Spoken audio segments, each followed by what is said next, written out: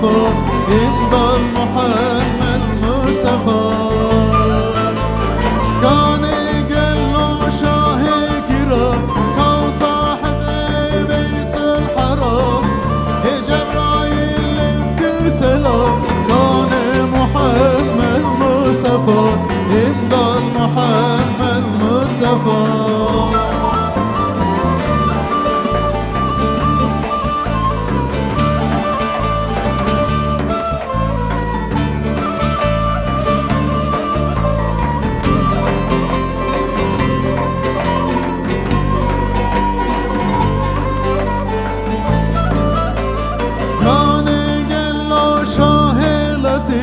كان بجنا وشمه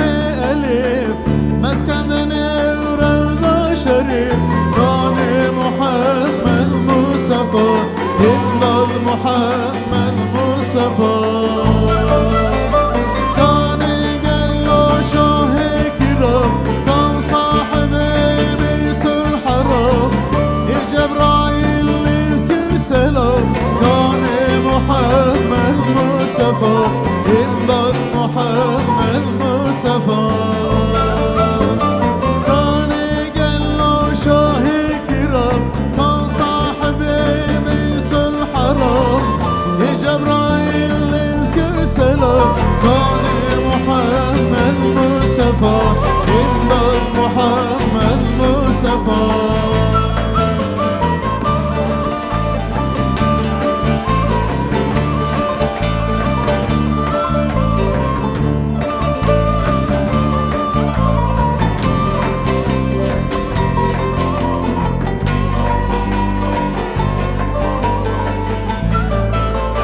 كان قلو شاه عرب كان حاكم بأصل ونسب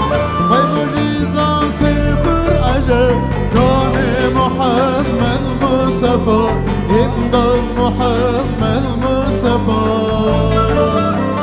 كان قلو شاه كرام كان صاحب بيت الحرام جبرايل يذكر سلام كان محمد مصطفى إمضى محمد مصطفى كان قلو شاه كرام كان صاحب بيت الحرام